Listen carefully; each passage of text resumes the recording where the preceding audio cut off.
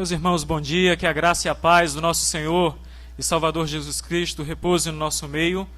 As misericórdias do Senhor têm se renovado a cada manhã e nós estamos aqui no dia de hoje, no domingo, no dia que o Senhor fez, para que de uma forma solene, na parte mais importante do culto, ouvirmos o que Deus preparou para os nossos corações.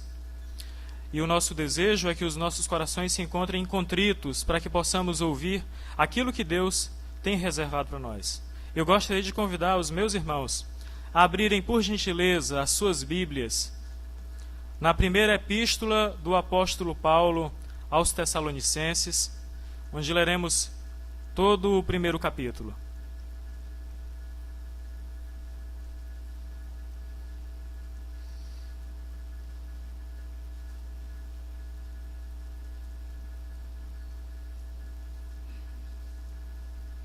Paulo, Silvano e Timóteo, a igreja dos Tessalonicenses, em Deus Pai e no Senhor Jesus Cristo, graça e paz a vós outros.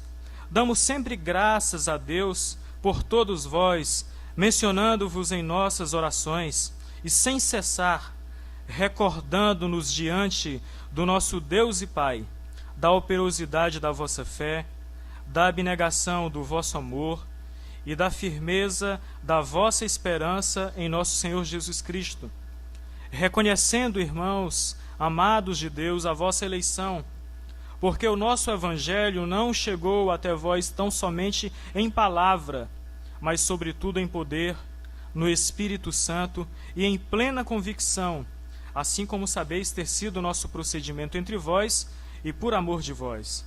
Com efeito, vos tornastes imitadores nossos e do Senhor, tendo recebido a palavra, posto que em meio de muita tribulação, com alegria do Espírito Santo, de sorte que vos tornastes o modelo para todos os crentes na Macedônia e na Acaia, porque de vós repercutiu a palavra do Senhor, não só na Macedônia e Acaia, mas também por toda parte se divulgou a vossa fé para com Deus, a tal ponto de não termos necessidade de acrescentar coisa alguma, pois eles mesmos, no tocante a nós, proclamam que repercussão teve o nosso ingresso no vosso meio, e como, deixando os ídolos, vos convertestes a Deus, para servirdes o Deus vivo e verdadeiro, e para guardardes do céu o seu Filho, a quem ele ressuscitou dentre os mortos, Jesus,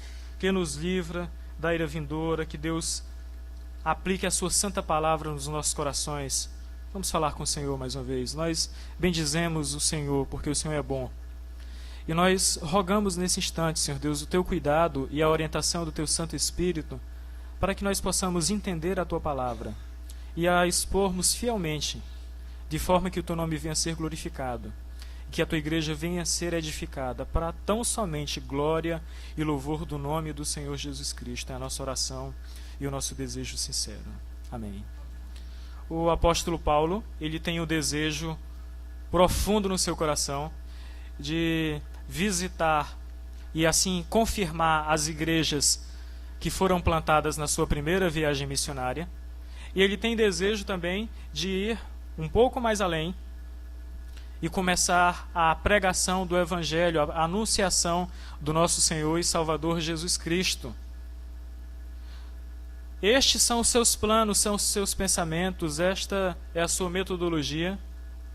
Só que o Espírito Santo do Senhor tem algo diferente para ele. Nós lembramos das orientações das Sagradas Escrituras, quando nos dizem que nós podemos planejar, podemos colocar um rumo no nosso futuro, mas a resposta certa vem do Senhor Deus.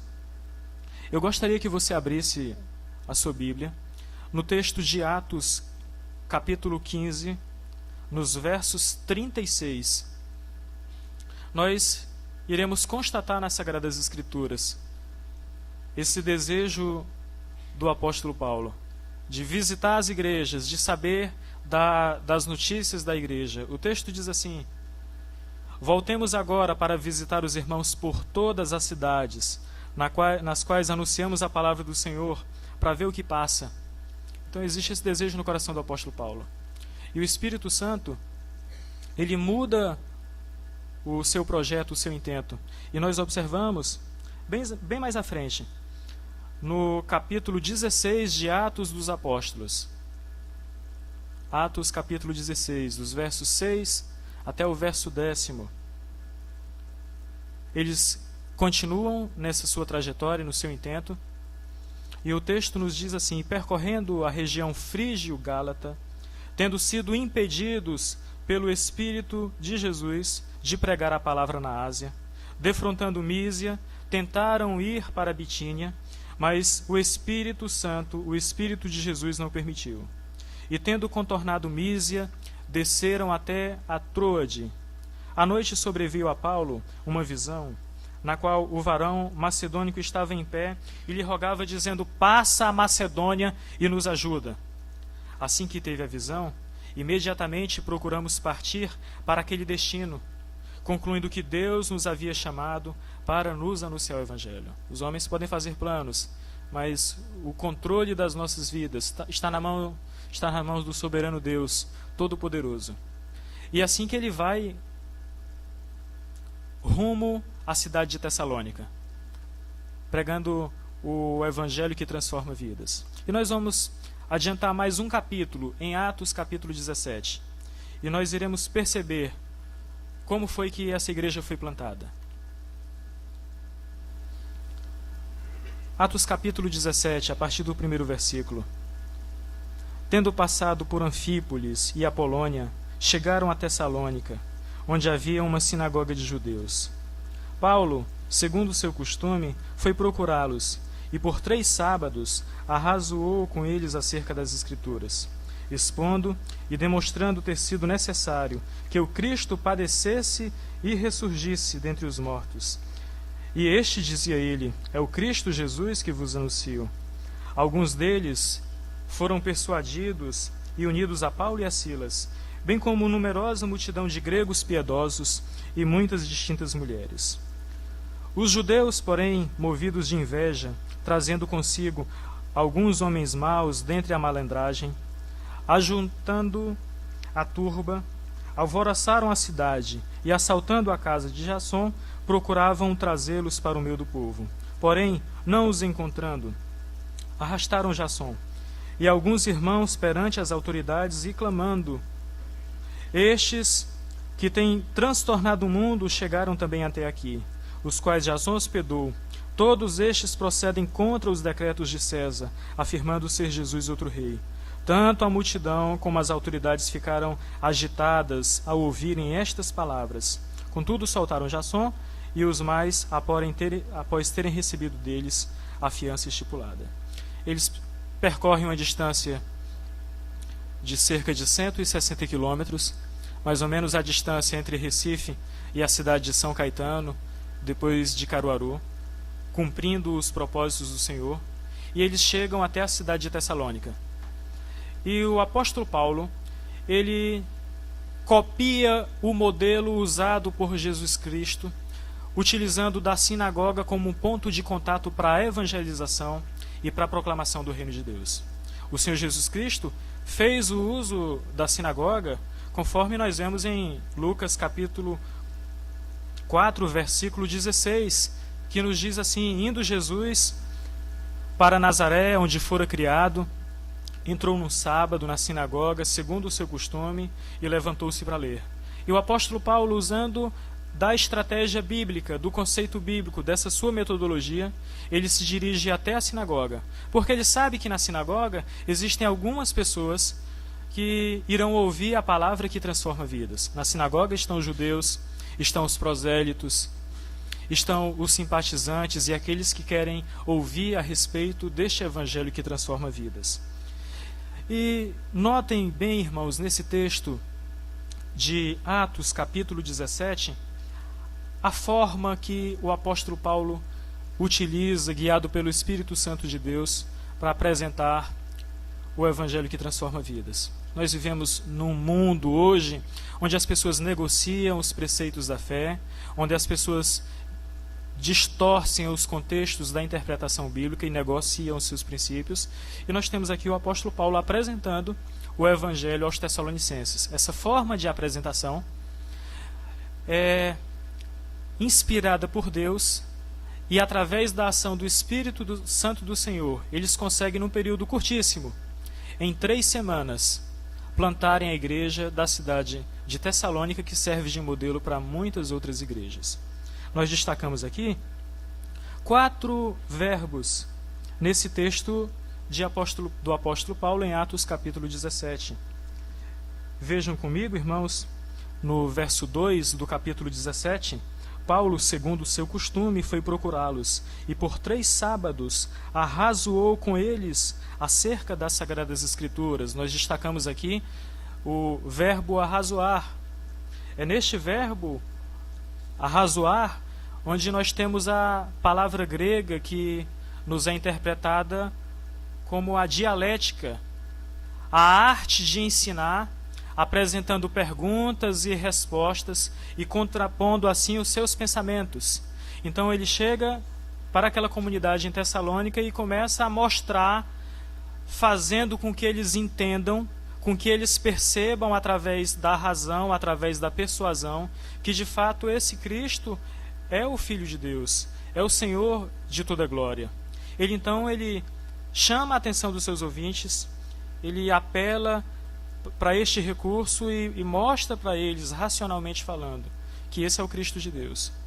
E nós sabemos que não é só o seu discurso, não é só a sua persuasão, a sua oratória, mas sim é o Espírito Santo de Deus que os convence do seu pecado, convence-o do juízo, da ira vindoura de Deus.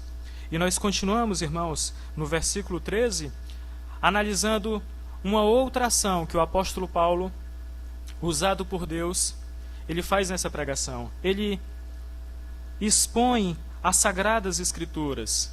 Ele explica o conteúdo da palavra de Deus para aqueles irmãos. Ele fala o que o texto quer falar.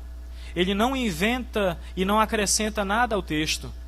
O péssimo exegeta é aquele que tira de onde não tem e que coloca onde não cabe. E o apóstolo Paulo, ele simplesmente pregou a palavra de Deus, apresentando Cristo, o poder de Deus que cura, transforma e que restaura vidas.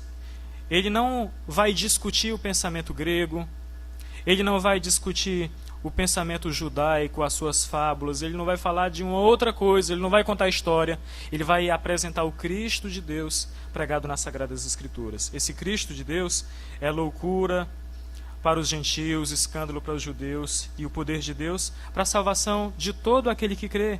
Irmãos, nós notamos ainda que o apóstolo Paulo ele usa um outro verbo que vai ser eficaz na pregação da palavra aos irmãos de Tessalônica. Vejam ainda no verso 3, ele está demonstrando que Jesus Cristo é o Messias. E a ideia do demonstrar aqui, irmãos, é colocar um do lado do outro, apresentando assim as evidências. Notem que o apóstolo Paulo ele está utilizando os recursos que foram utilizados e propostos pelo Senhor Jesus Cristo. Ele não está inventando uma outra coisa. Nós acreditamos na suficiência das Sagradas Escrituras e nós percebemos que nós não precisamos de um outro recurso a não ser a própria Sagrada Escritura para apresentar o Cristo de Deus.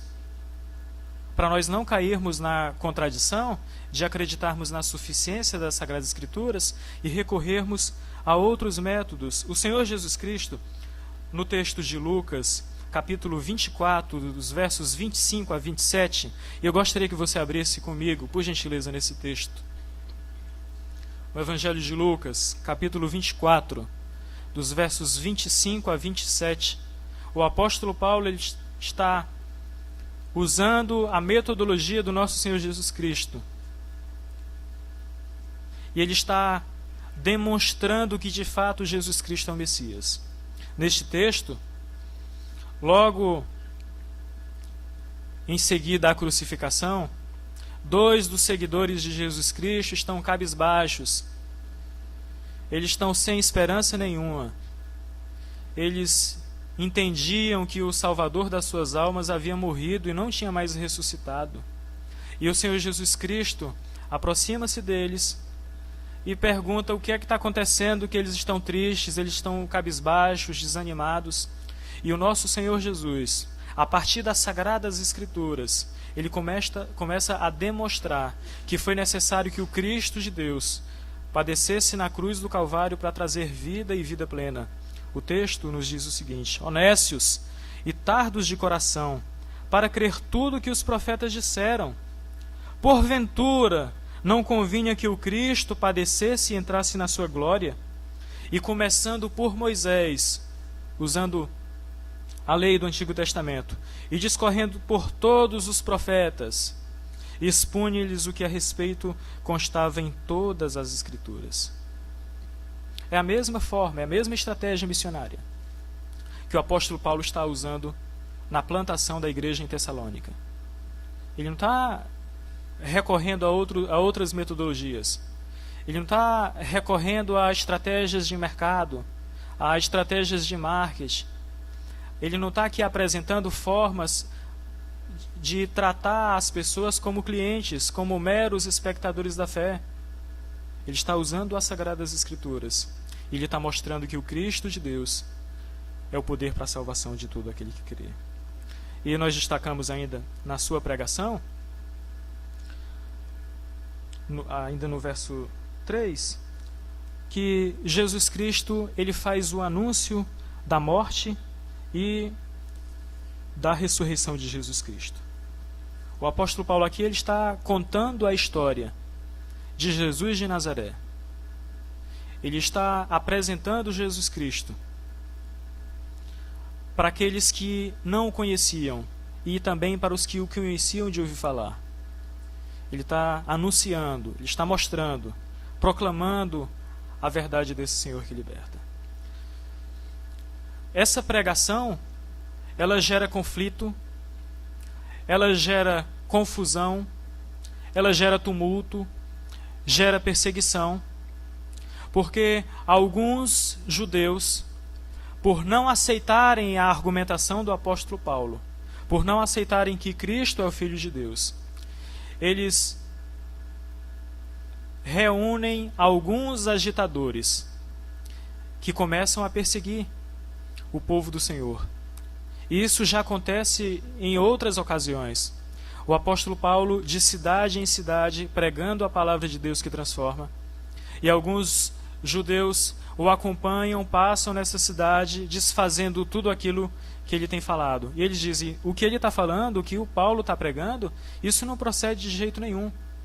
E o evangelho cresce na cidade de Tessalônica em meio à oposição, em meio ao tumulto. Nós sabemos que a palavra do Senhor, ela incomoda aqueles que ainda não têm. A luz do Senhor que brilha, incomoda os que vivem na escuridão do pecado e nas trevas. Os cristãos, Paulo e Silas, eles também já tinham sido perseguidos. Eles foram açoitados. E as Sagradas Escrituras nos dizem, irmãos, que mesmo em meio aos açoites, eles oravam ao Senhor e eles cantavam louvores a Deus no meio da adversidade. Eles faziam isso porque eles entendiam muito bem as palavras do nosso Mestre, que dizia: bem-aventurados são vocês, quando por causa do meu nome vos perseguirem, vos injuriarem, vos insultarem. E eles estão aqui, sofrendo esse insulto por causa do Evangelho que transforma vidas. A igreja de Tessalônica começa assim, no meio desse tumulto, dessa confusão. Eu lembro de que certa vez perguntaram ao reverendo Francisco Leonardo, deão do SPN, perguntaram: reverendo, se a igreja fosse perseguida, a igreja seria mais fiel? E o reverendo Francisco responde: muito pelo contrário. Se a igreja ela fosse mais fiel, aí sim que ela seria perseguida. O Evangelho é forjado em meio às lutas, em meio às dificuldades. E o nosso Senhor Jesus Cristo, ele não ocultou nada. Ele não mentiu nada. Ele disse que no mundo nós teríamos provações, no mundo nós passaríamos por adversidades, mas nós deveríamos ser perseverantes, ter perseverança e confiarmos naquele que é maior do que qualquer outra coisa. As Sagradas Escrituras nos orientam que nós não devemos ter medo daqueles que podem ferir e machucar o nosso corpo. Nós devemos ter cuidado, sim, daquele que pode lançar a nossa alma no inferno. Esse é o cuidado das Sagradas Escrituras. O Evangelho, ele é gerado assim em Tessalônica em meio a esse tumulto. A igreja começa a ser reunida na casa de Jasson. Ele é perseguido. Algumas pessoas são despertadas a ouvirem que evangelho é esse que está transformando vidas. Alguns dizem: os que estão transtornando o mundo agora chegaram aqui na nossa cidade. Eles são contra o governo, eles são contra as autoridades. E eles falaram assim porque eles não entendiam. O que eles achavam que era transtorno era sim transformação. Porque onde o Evangelho de Jesus Cristo chega, existe transformação de vidas.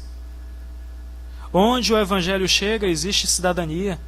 Onde o Evangelho chega, existe transformação de vidas. Pessoas que viviam antes escravos do pecado, dos seus vícios, vivendo, pensando no seu próprio eu, agora vivem em função do serviço.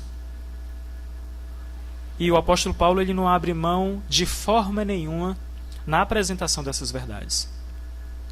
Um pregador conhecido, bem famoso, Paul Washer, ele diz que se nós apresentamos o Evangelho de uma forma maquiada, nós usamos na pregação do Evangelho métodos carnais, nós só iremos atrair pessoas carnais.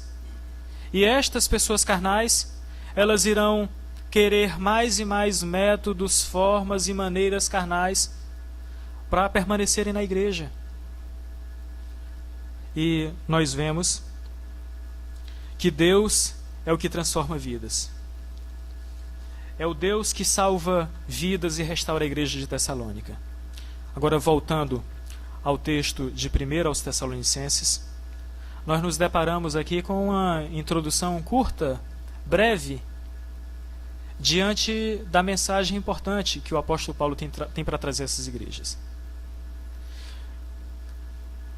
Diz assim, 1 Tessalonicenses, verso 1, Paulo, Silvano e Timóteo, a igreja dos Tessalonicenses em Deus Pai e no Senhor Jesus Cristo, graça e paz a vós outros.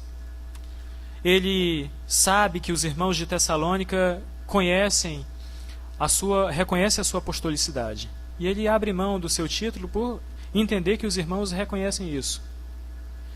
Ele está se dirigindo à igreja dos Tessalonicenses. Ele está se referindo às pessoas e não à cidade. À igreja dos Tessalonicenses em Deus Pai Todo-Poderoso e em Jesus Cristo. Ele está dizendo que a igreja é do povo, é das pessoas. Ele está dizendo que essa igreja é de Deus e é de Jesus Cristo. E ele coloca no mesmo pé de igualdade para aqueles irmãos que o nosso Senhor Jesus Cristo é Deus. Ele apresenta Jesus Cristo como o Deus de Israel. O nosso próprio Senhor falou: eu e o Pai, nós somos um.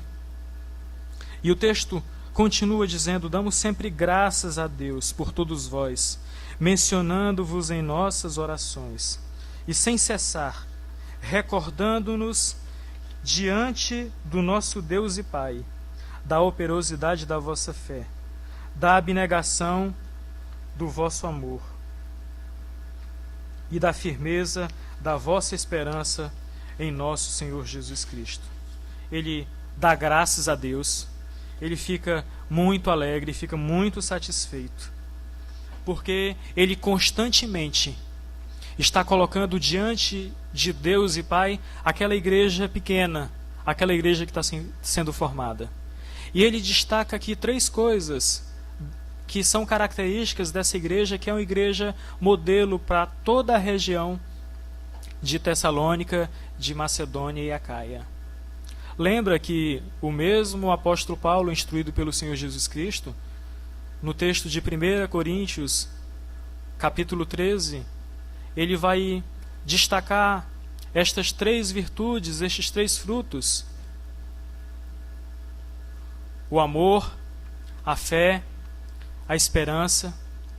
Vai destacar o amor dos outros 2. Aqui acontece uma inversão na ordem destes irmãos, que são modelos do Senhor Jesus Cristo. Ele está lembrando diante de Deus Todo-Poderoso, o bom Pai, da fé operosa entre os irmãos. A fé desta igreja é uma fé que é ativa. Eles demonstram a sua fé. As pessoas conseguem ver a ação da fé, que é fruto do Espírito do Santo do Senhor. Ele destaca ainda a abnegação do vosso amor. Estes irmãos, eles não medem esforços para demonstrarem o seu amor. O amor é visível e as pessoas conseguem crer através da visibilidade desse amor.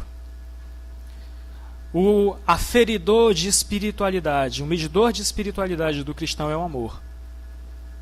Vocês serão reconhecidos como verdadeiros cristãos, como verdadeiros homens convertidos ao Senhor, através da demonstração do amor.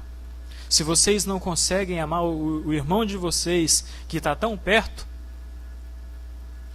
seria, pois, uma incoerência vocês afirmarem que amam a Deus, se o irmão ao próximo, você não consegue demonstrar isso. E às vezes esse irmão próximo está tão distante. E nós ainda destacamos, nesta epístola do apóstolo Paulo, a esperança em nosso Senhor Jesus Cristo. Eles entendem que devem esperar, mesmo em meio à dificuldade e à perseguição. Esperar já não é bom. Agora, esperar em meio à dificuldade, em meio ao enfrentamento, se torna bem mais difícil. Estes irmãos, eles esperavam, e eles são destacados aqui, são enaltecidos, porque eles esperavam confiadamente no Senhor. Eles tinham plena certeza que iriam ver o Senhor Jesus Cristo, dono de toda glória, nos céus, chamando a sua igreja. E é esta característica que deve faltar à nossa igreja. Nós devemos ser esperançosos, confiantes de que o Deus que começou a boa obra da salvação, Ele vai completar esta obra nas nossas vidas. Reconhecendo, no verso 4, irmãos amados de Deus, a vossa eleição. A importância de Deus ter colocado essa palavra no meu coração, trazer para os irmãos, é destacar isso aqui. Eles são reconhecidos como eleitos de Deus. Essa igreja é uma igreja genuína. As credenciais dos eleitos do Senhor, de filhos da luz, são reconhecidos aqui através dos apóstolos, do apóstolo Paulo. É visível seus frutos, e as pessoas dizem, aqueles ali andam com Cristo. É uma igreja que nós devemos olhar e devemos dizer, a nossa igreja, a primeira igreja de Recife, parece com a igreja de Tessalônica. O texto continua com o apóstolo Paulo falando da forma que o evangelho de Deus chegou até aqueles irmãos. E nós devemos nos perguntar de que forma este evangelho da graça de Deus alcançou a sua vida. Ele diz que este evangelho, ele não chegou não só por palavra. Ele foi convencido, as pessoas foram convencidas da graça transformadora de Deus, não por causa de um discurso convincente. Porque nós podemos até convencer um homem pecador, um não regenerado, de que, moralmente falando, ele anda em padrões baixíssimos. No nosso mundo, onde nós temos duas sociedades, a sociedade de Cristo e a sociedade de Adão, a sociedade adâmica. Nessa sociedade adâmica, onde os seus padrões éticos e morais são tão baixos, e ainda tem gente que consegue viver à margem dessa sociedade. Nós podemos muito bem, através de um discurso, convencer essas pessoas que, moralmente falando, elas não estão bem. O apóstolo Paulo destaca que não foi o discurso, não foi a eloquência que os convenceu, mas sim foi através do poder do Espírito Santo do Senhor.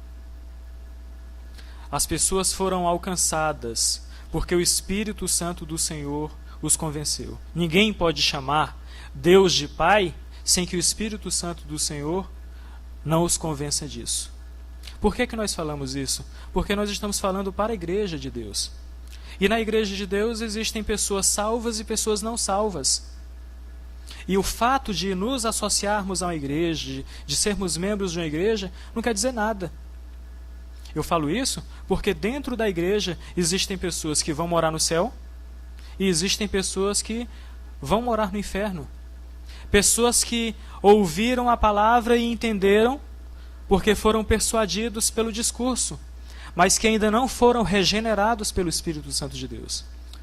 E o desejo do nosso coração é que você clame a Deus pedindo: Senhor, salva a minha alma. Salva a minha alma e me mostra como eleito do Senhor, como regenerado do Senhor, a externar estes frutos do Espírito Santo. A árvore boa produz bons frutos, e a árvore ruim produz frutos maus. Que tipo de frutos nós estamos externando? Que tipo de fruto nós temos vivenciados? Vai chegar o dia em que o Rei dos Reis, o Senhor de toda a glória, Ele vai convocar todos os povos, grandes e pequenos. E a uns, o Senhor Jesus Cristo vai dizer: bem-vindos, vocês são bem-vindos, benditos do meu Pai, para o céu que foi preparado antes da fundação do mundo. E para outros, o Senhor Jesus Cristo vai dizer: afastem-se de mim, porque eu não conheço vocês. Eu não sei quem é vocês, não lhe conheço. E nós temos gente assim. No nosso auditório está assim. Em todas as igrejas existem joio e trigo. E a competência de separação é do próprio Senhor Jesus Cristo. O texto continua dizendo que através do procedimento dos apóstolos, o amor de Deus é externado e é visível. No verso 6, nós temos aqui uma demonstração do discipulado de Jesus Cristo fazendo sentido na vida da igreja. E a gente começa a entender que a igreja do Senhor Jesus Cristo ela vai começar a produzir frutos. Os irmãos estão externando a sua eleição em Cristo. Eles estão dizendo: nós somos salvos em Cristo Jesus, confiados nos seus méritos na cruz do Calvário, porque nós conseguimos externar isso de duas formas. Aqui no versículo 6, com efeito vos tornastes imitadores nossos e do Senhor, tendo recebido a palavra, posto que em meio da muita tribulação, com alegria do Espírito Santo. Eles mostram que são verdadeiras ovelhas de Jesus Cristo, porque eles imitam os discípulos e imitam também o nosso Senhor Jesus Cristo. Era assim o que Jesus Cristo fazia no seu discipulado. Jesus Cristo ele dizia: olha, preste atenção como é que eu estou fazendo. Você está prestando atenção como é que eu estou fazendo? Vamos fazer junto. Vamos juntos. E logo em seguida disse: agora você vai fazer sozinho para você mostrar. Você vai mostrar que você de fato entendeu o sentido de ser o cristão. Eles são imitadores dos discípulos e imitadores de Jesus Cristo. Imitadores dos discípulos, sim, porque o apóstolo Paulo chama a responsabilidade às autoridades das igrejas, os homens que são sacerdotes dos seus lares, para serem imitadores. O apóstolo Paulo fala: sede meus imitadores, porque se vocês me imitarem, vocês estarão imitando a Cristo. E muitos, com alguns pretextos, eles se esquivam dessa responsabilidade, dizendo: não olhem para mim não, porque o homem é frágil. Não olhe para o pastor não, porque o pastor é pecador. É verdade, é frágil, é pecador. Olhe para Jesus Cristo, está certo. E é por causa disso, irmãos, que nós temos perdido os nossos referenciais.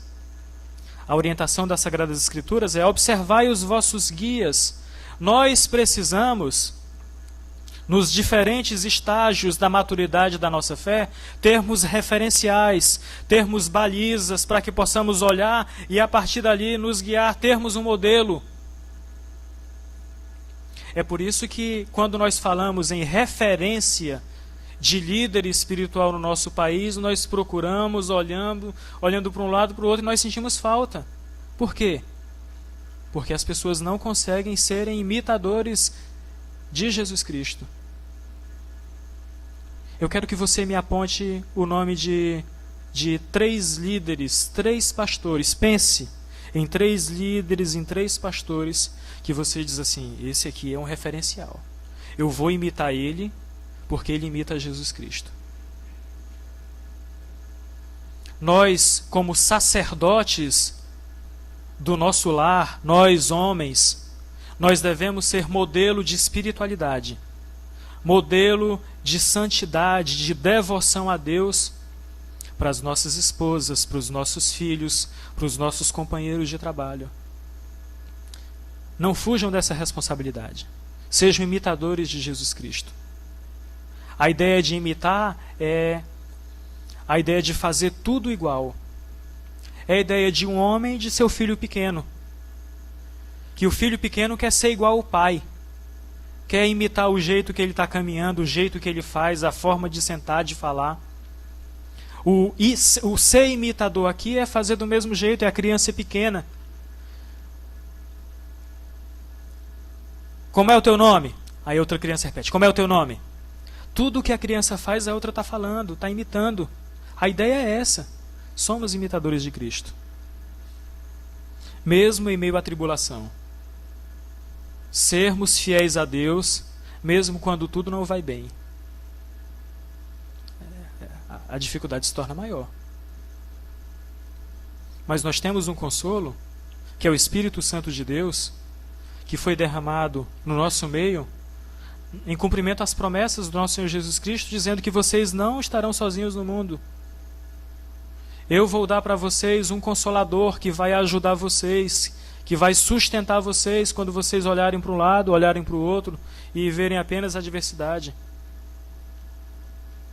É Deus que cuida das nossas vidas e nos controla. E os irmãos em Tessalônica foram agraciados por Deus com isso. E nós não somos diferentes desses irmãos.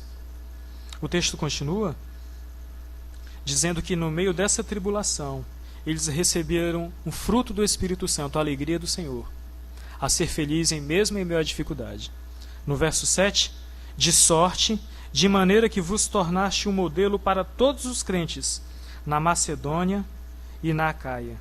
Porque de vós se repercutiu a palavra do Senhor não só na Macedônia e Acaia, mas também por toda parte se divulgou a vossa fé para com Deus, a tal ponto de não termos necessidade de acrescentar coisa alguma. Lembra que eu falei da estratégia de discipulado do nosso Senhor Jesus Cristo? Eles antes estavam imitando a forma que o apóstolo e os líderes da igreja faziam. Eles estavam imitando o nosso Senhor Jesus Cristo. E agora eles estão servindo de modelo. E a partir deste modelo, a partir deste parâmetro, eles estão influenciando outras pessoas que irão imitar as suas ações e assim dar continuidade. Esse é o sentido bíblico do discipulado. É de ser parecido com Jesus Cristo. O nosso Senhor Jesus Cristo, através das Santas Escrituras, ele nos traz a recomendação que nós devemos exalar o bom perfume de Cristo. Que por onde passarmos as pessoas digam: ele é um cristão. Tem alguma coisa diferente com essa pessoa na forma do trabalho. Ele não faz de todo jeito, ele é responsável. Na sua conduta, no seu condomínio, no trânsito, nos seus relacionamentos interpessoais, ele é diferente. E as pessoas dizem: tem alguma coisa diferente com ele. é o Senhor Jesus Cristo, é o Espírito Santo de Deus que mora na vida desse crente. Por isso que nós temos que trazer este alerta. Se as pessoas não estão vendo que você está imitando a Cristo, se você não está imitando a Jesus Cristo, se você não está fazendo com que as pessoas lhe imitem, se as pessoas externam o seu nome como modelo a não ser seguido, aí tem um problema muito grande. Eu conheço muitas igrejas que são modelos. Eu conheço muitos líderes, muitos pastores que são modelos. Modelos a não serem seguidos. Este aqui é o modelo, é o padrão, e nós vamos fazer totalmente diferente do que esse aqui se propõe a fazer. O Evangelho impactou de tal forma a igreja que a luz do Senhor está brilhando e resplandecendo, que as pessoas da vizinhança da igreja, eles vão ver que o povo é diferente. A ideia aqui é ser modelo. Imagine só, se Deus derramar da sua graça e de sua misericórdia sobre as nossas vidas, a tal ponto da nossa fama se espalhar, em que as pessoas vão dizer, aquele povo ali, eles fazem alguma coisa diferente. Existe alguma coisa diferente na vida daquele grupo, daquele povo. Que Deus nos ajude a sermos lembrados por essas pessoas dando bom testemunho, e não como um péssimo testemunho. Aqueles crentes ali, eles estacionam em lugar proibido. Eu conheço sim, mas eles estacionam na frente da minha garagem.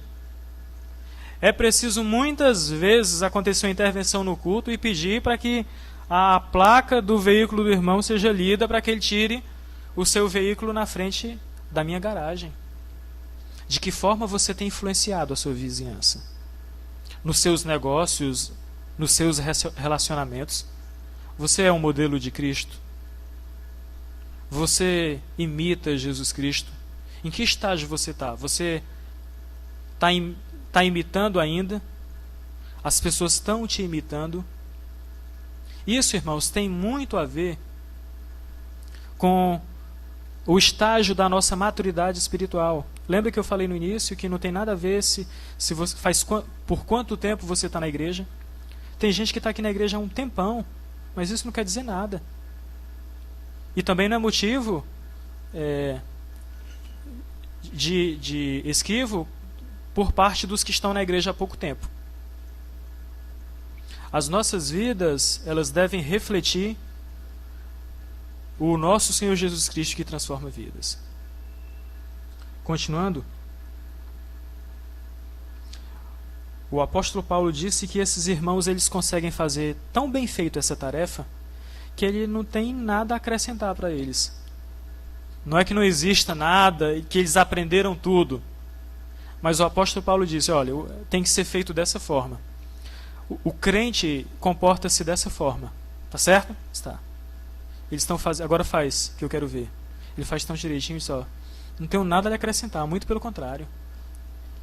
E ser modelo, eu tenho experimentado isso em Nazaré da Mata.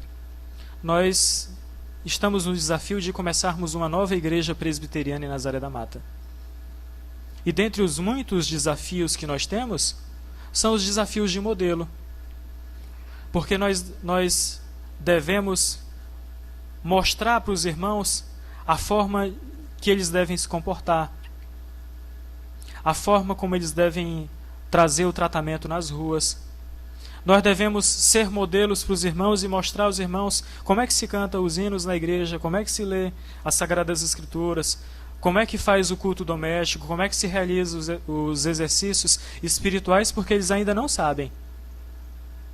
Então essa é uma das nossas dificuldades, dos modelos, dos crentes que já estão na igreja, que já conhecem, os que estão há mais tempo, eu e minha esposa.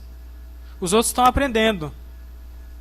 E esse aqui, irmãos, não é um discurso, não é um mero discurso, não é um discurso hipócrita. de trazer a palavra e dizer assim, façam desse jeito, porque eu estou fazendo totalmente o avesso, o inverso. Deus nos dá graça sim. Deus nos dá esperança para fazermos isso. O texto continua. Pois eles mesmos, no tocante a nós, proclamam que repercussão teve o nosso ingresso no vosso meio, e como deixando os ídolos, vos convertertes a Deus, para servirdes o Deus vivo e verdadeiro, e para aguardardes do céu o seu Filho, a quem ele ressuscitou dentre os mortos, Jesus, que nos livra da ira vindoura. Foram os próprios irmãos da cidade de Tessalônica que falaram, olha, vocês estão conseguindo de fato exalar este bom perfume. A estadia de vocês no nosso meio tem causado diferença. E a nossa pergunta é, onde você vive? Que influência você gera nas pessoas que estão ao seu redor? Eita, vamos acabar aqui, vamos morgar aqui a conversa, porque o irmão está chegando. Eita, rapaz, tu falou palavrão, respeita o irmão. Às vezes acontece diferente, né? Às vezes é você que está ali no meio, tá falando, o perfume está vencido. E estes irmãos, eles estão fazendo uma decisão na vida deles, através do Espírito Santo do Senhor. O Espírito Santo do Senhor os convence do estado de pecado que eles estão vivendo, e o Espírito Santo tira do coração deles os ídolos. Eles estão agora vivendo uma novidade de vida, eles abandonam os ídolos dos seus corações. Eles estão vivendo agora com o Deus todo verdadeiro. A quem é que você adora quando pensa que adora a Deus? Quem é o seu Deus? É o Deus verdadeiro, o Deus de Israel? Ou você tem deuses no seu coração? Se eles existem nos nossos corações, nós precisamos pedir que o Espírito Santo do Senhor os quebre, que Ele renove as nossas vidas, que Ele nos ajude a vivermos para a glória do nome do Senhor tão somente. Esses irmãos que antes serviam aos deuses pagãos, aos ídolos do seu coração, eles agora servem ao Deus verdadeiro. Eles estão aqui na característica do serviço. É uma igreja que tem influências no mundo em que vive. Ela tem a sua relevância. É uma igreja serva. A ideia do serviço, da diaconia. E as pessoas têm dificuldade de encontrar esse equilíbrio no serviço. Nós temos plena convicção que Deus nos chamou para pregarmos a palavra que transforma vidas.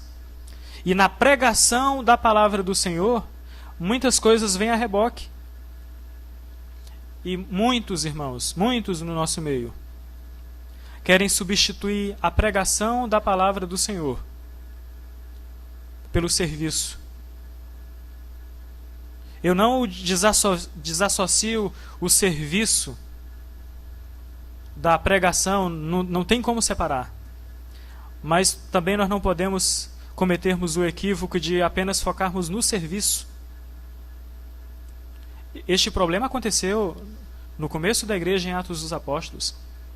Os pregadores da palavra, eles, instruídos pelo Senhor, eles convocaram alguns irmãos para servirem o povo, para servirem as mesas.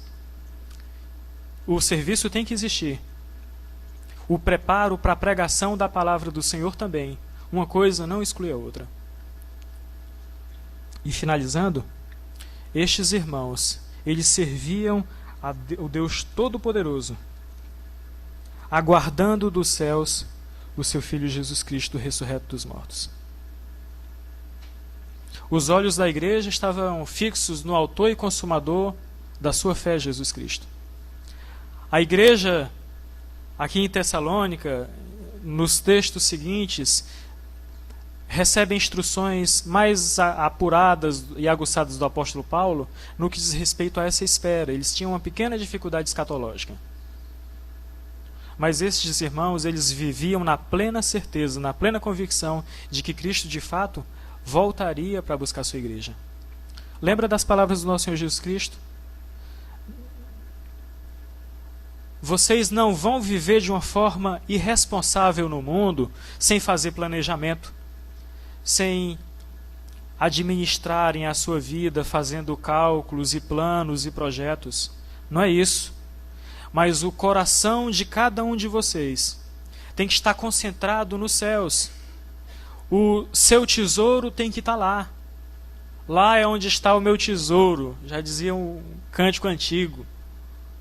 O meu tesouro tem que estar no céu, a minha mente tem que estar no céu. E a pergunta, e se Cristo quisesse te levar agora, você iria? Por nós não termos essa consciência dos céus, por nós não termos a consciência do estar junto com Deus, é que a gente diz assim, eu não quero ir agora não.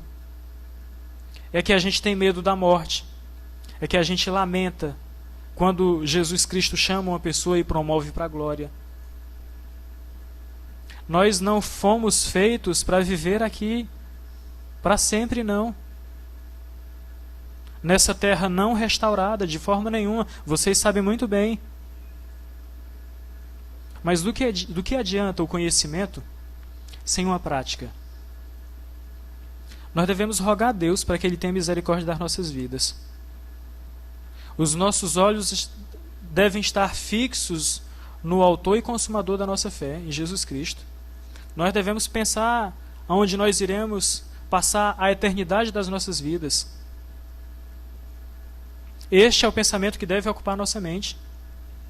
A razão de ser igreja é que um dia essa noiva, ela vai ser apresentada perfeita, sem mácula, adornada ao seu noivo que a espera. A razão da igreja se reunir no domingo para cultuar a Deus, prestar adoração, ouvir os ensinamentos é para isso, irmãos. A nossa escola dominical, ela é bem preparada para isso, para anunciar a glória do Senhor, para glorificar o nome do Senhor, para fazer com que as pessoas que ainda não ouviram a proclamação do Evangelho do Senhor, o próprio Jesus Cristo. A nossa razão de ser, o que te faz sair de manhã do conforto da tua casa e vir para cá, é receber essa instrução e saber que Deus nos chamou para o céu. O céu tem que fazer parte das nossas músicas. O céu tem que fazer parte da nossa pregação. Nós sabemos que o caminho disso é a mensagem da cruz. O céu tem que fazer parte da sua vida. Você tem que pensar no céu. Nós temos que fazer assim. Que Deus nos dê graça, que Deus nos ajude a sermos parecidos com a igreja de Tessalônica. Eis um modelo a ser seguido. Irmãos que tinham uma fé operosa, eles não mediam os esforços para demonstrarem o seu amor, e mesmo em meio às dificuldades, mesmo em meio às lutas, o corre-corre do dia a dia, eles tinham a esperança. A esperança é a convicção de que eu sei que o meu Redentor vive. Que Deus nos ajude a sermos parecidos com esta igreja. Lembra que eu falei dos métodos, das estratégias, das formas? O método aqui não é o método do apóstolo Paulo. Ele está se reportando ao nosso Senhor Jesus Cristo. A estratégia com que ele utiliza, indo para cidades maiores e cidades menores, não é estratégia sua, é estratégia do Espírito Santo de Deus para as nossas vidas. Este modelo apresentado aos Tessalonicenses é o modelo apresentado por Deus à sua igreja, e nós devemos fazer isso. Vamos fechar os nossos olhos, pedir a Deus que Ele tenha misericórdia das nossas vidas. Senhor, nós louvamos o teu nome. Nós queremos engrandecer ao Senhor, te agradecer pela tua palavra. Nós ouvimos o que o Senhor quis nos falar nessa manhã. E nós acreditamos que o Senhor usa homens para a verbalização da tua palavra. E a tua palavra foi lida, foi pregada, foi exposta fielmente. E o nosso desejo é que o Espírito Santo do Senhor nos ajude a sermos cristãos que são modelos, crentes modelos, e que as pessoas percebam a diferença das nossas vidas nas suas vidas. Nós vivemos para glorificar o teu nome, e nós glorificamos o teu nome rogando que o Senhor venha, Jesus, para buscar a igreja. É a nossa oração em nome de Cristo Jesus.